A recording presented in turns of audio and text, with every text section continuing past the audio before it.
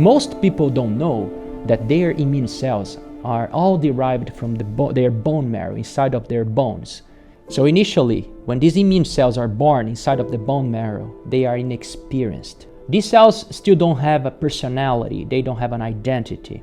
They just sit there, waiting to be called in the case of an infection, and then they are delivered into the body through the bloodstream.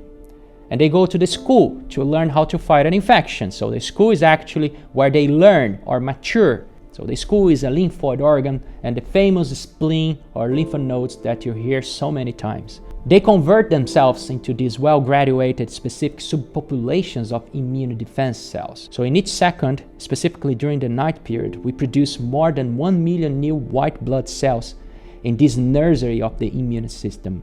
This process is called immune rejuvenation, right? And it is an incredible property of cell regeneration that any other system in our body has this property.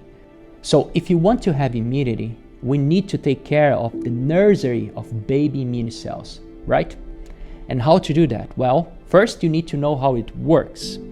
And here's the thing.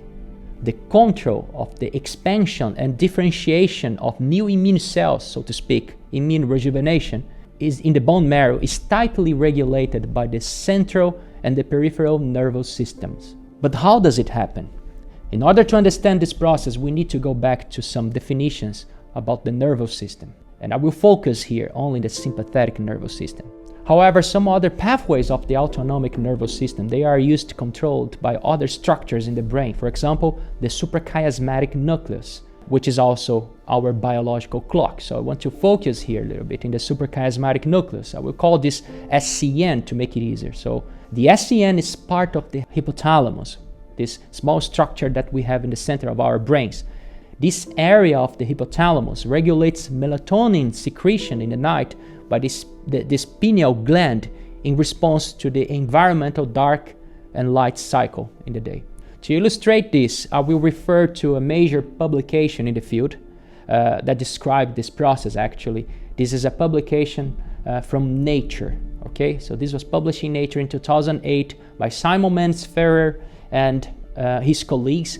And the title of this research is Hematopoietic Stem Cell Release is Regulated by Circadian Oscillations. So this research shows that 5 hours after the first light exposure in the day, so when you wake up and you open your eyes and you're exposed to light, it starts stimulating this SCN, the light pulse, stimulates the SCN that tells the hypothalamus to activate the sympathetic fibers to secrete norepinephrine.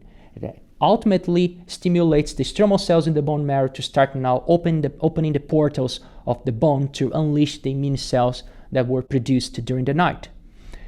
So after the first light exposure in the day, and after 5 hours of the first light exposure, it peaks the amounts of immune cells, new immune cells circulating in your body. So roughly around 11 a.m. And it starts decreasing as well when the dark period starts, roughly when in the night, so around 6 or 7 p.m. And after 5 hours, the start of the dark period, you have the lowest activation of the SCN or the stimulation of norepinephrine production. And you start now activating another process, which is the stimulation and production of melatonin, which will in turn activate the pineal gland to induce the proliferation of new immune cells during the night. And this is regulated by light and dark cycle. So you need to respect this. And you need to understand that this is happening so you contribute with this process, right? Vaccinations in the morning induce an enhanced antibody response compared with vaccinations in the afternoon. And the reason why is because you have the highest amount of immune cells being distributed over your tissues and in the bloodstream. And remember, there are 2 stages of vaccination. The first time you take the vaccine, you are introducing the antigen to your body. So there is one type of immune cell that you want there to be effective, which is the monocyte, right? Monocytes, they will be converted in dendritic cells, and also they will be converted in macrophages. Mostly dendritic cells are efficient in this process. So they uptake the components of the vaccine to bring them to the lymphocytes that are hosted in the lymphoid organs, so in the skull, and they will start training these lymphoid cells, the lymphocytes, the B cells, B lymphocytes, and T lymphocytes with these antigens. And this will ultimately result in memory lymphocytes that start circulating in your body, right? So when you unleash new immune cells in your circulation, you don't only produce or unleash new B lymphocytes or new T lymphocytes, you also need the monocytes that will take the fragments of this vaccine to train the lymphocytes. They all come from the bone marrow. So you need to have high levels of these monocytes circulating in your body. So I'm just highlighting this here. This is fundamentally important to preserve the light and dark cycle so you reconstitute enough immune cells to make the vaccines work. So it's not only taking the vaccine and that's it, you have the protection. Why many people receive the vaccine and they get infected in the next week or after a month or two? Oh, because the vaccines are not effective. That's not the case.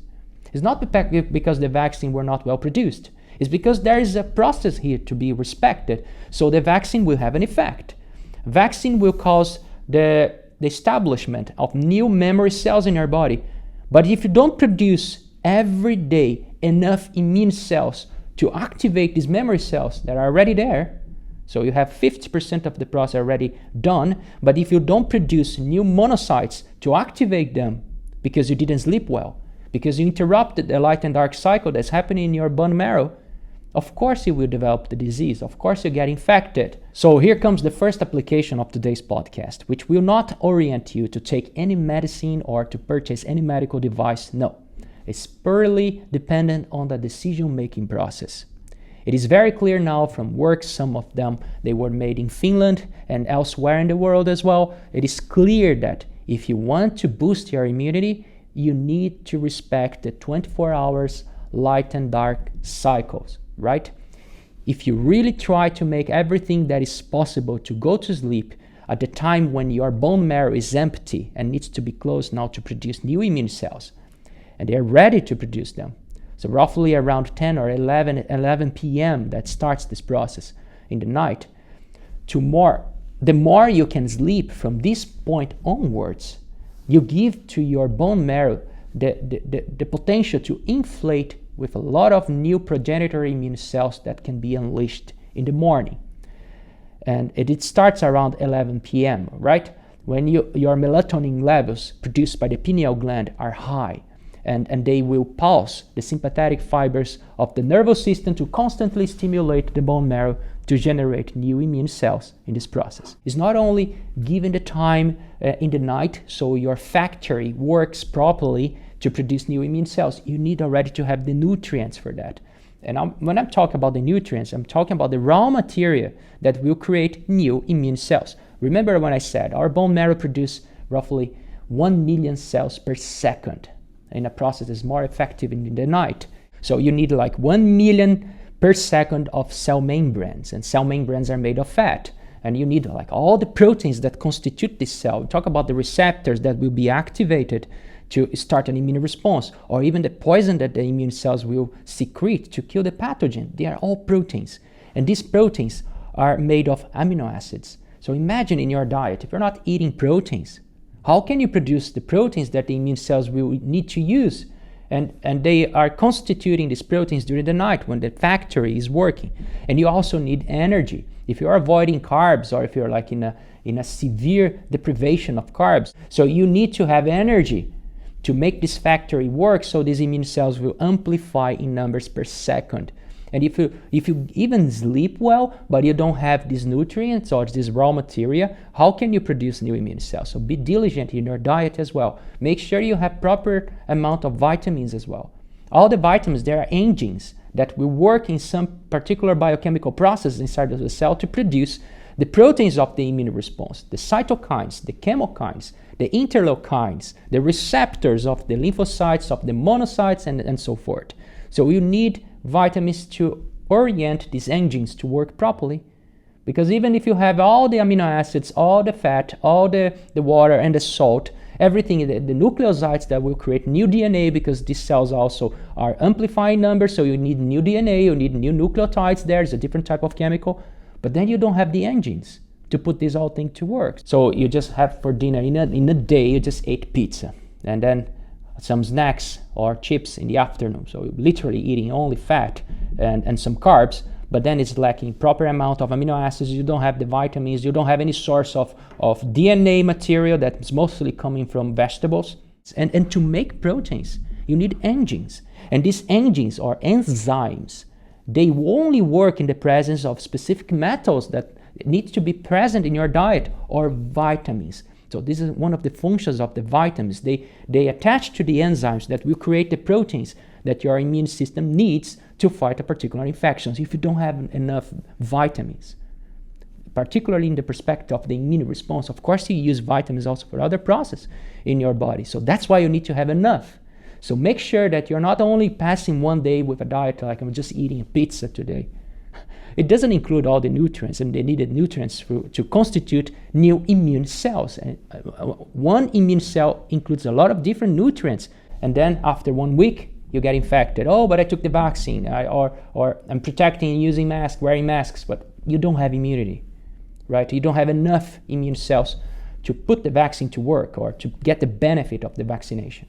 If you forget these basic principles, you will more often get infected. But if you follow this diligently, if you make sure that you're sleeping properly, giving this 8 hours respect to the cycle of daily light circadian rhythm that communicates the sympathetic nervous system to the bone marrow, and you proliferate these immune cells, taking the material from your diet, including all the subcomponents of your diet. Try to get rid of everything that could potentially wake you up in the night, and respect the light and dark cycle. Try to sleep a bit earlier. Don't go to sleep too late, and give time to your bone marrow to properly produce new immune cells. And when it's around 7 a.m. in the morning, make sure to gradually get a good amount of light exposure in your eyes to start the process of releasing new immune cells in the blood. That reaches the highest efficacy around 5 hours after the beginning of this process. So here you understand that respecting the sleep time and understanding the need for light and dark exposure is critical to have the highest possible amounts of immune cells circulating in your body. And this process is more efficient in the mornings, right? Did you know that human studies show that vaccination in the morning induces an enhanced antibody response compared with vaccination in the afternoon or even in the evenings? Immune response during the homeostatic states are also regulated by circadian signals. And also when you think about memory in your brain, one of the major processes coordinated during sleep is the consolidation and stabilization of memories. And this is well known and extensively studied and published in most reliable journals with high citation frequency, by the way. It is known today that immune memory response is also enhanced by sleep, and that sleep promotes the spatial distribution of immune cells throughout the body. And for that reason, vaccination efficacy is enhanced and optimal in the mornings to enhance the memory status of your immunity. Enhance your immunity by acquiring good sleep and awakening habits. And that said, you will be more invulnerable to common daily infections, you will respond better to vaccines, and you will have increased amounts of circulating memory cells to protect you from eventual pathogens exposure.